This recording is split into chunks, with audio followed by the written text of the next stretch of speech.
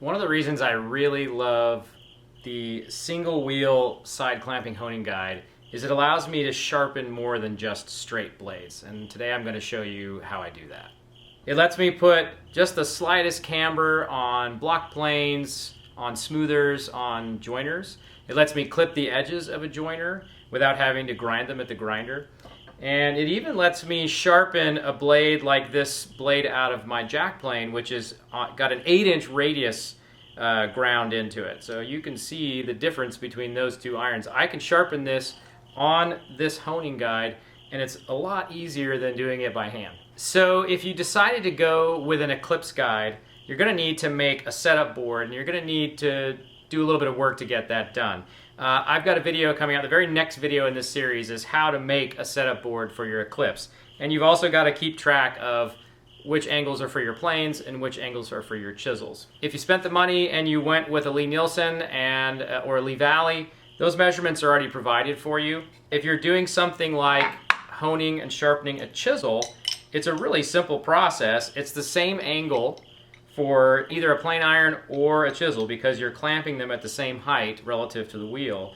So you just put the iron or the chisel in the guide and slide it up to the measurement you want and tighten it down. And the great thing about the Lee-Nielsen, give it a little wiggle, tighten it again. Great thing about the Lee-Nielsen is that's tight enough to sharpen. You don't have to use a screwdriver to tighten it. This slotted screw is to actually disassemble the jig if you ever need to change a part out or something. The next step with a chisel is to just set it on the end of the stone, put even pressure on your fingers, and pull it back.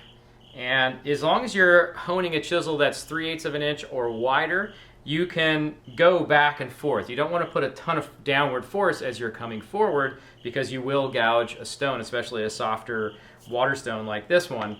If you're honing a chisel that's narrower than 3/8, so like a 1/4 inch chisel, which is probably the one chisel that I use pretty with any regularity that's less than 1/2 inch. That chisel I will actually pull back, lift up, pull back, lift up, pull back. And that's how I keep from gouging my stones. Of course, you want to do that while the stone is wet.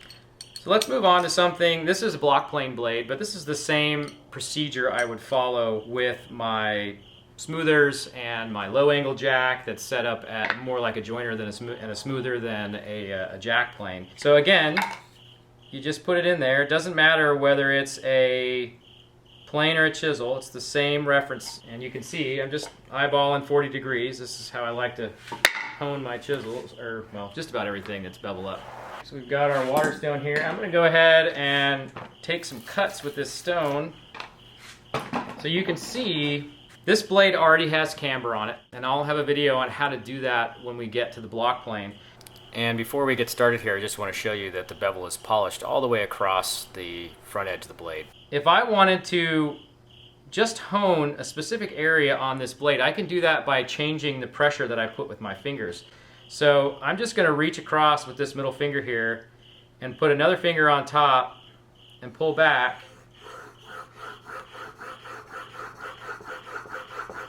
And you can see that it's just cutting on that side. Same thing over here. Reach across.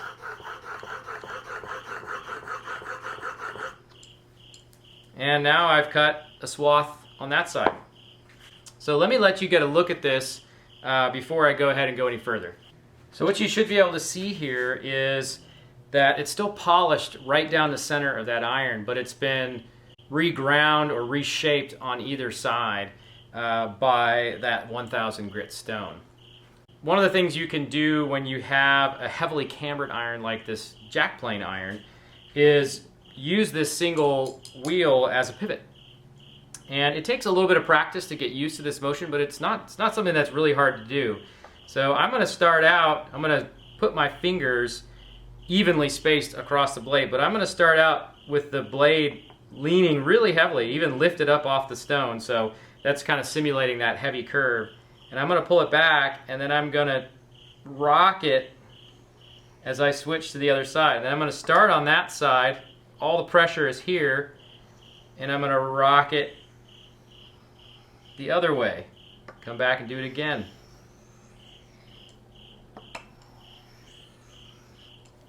Okay, and it's a little harder to see with this blade, but I'm getting an X pattern. So I'm changing where I'm cutting as I move from the front of, the near side of the stone to the far side of the stone. I'm working my way across the blade and then back the other way. And now this blade has been cut by this 1,000 grit stone all the way across. And like I said, it's a lot more exaggerated when you're honing a curved blade like this. You actually will end up with clear lines zigzagging or X crossing across your stone.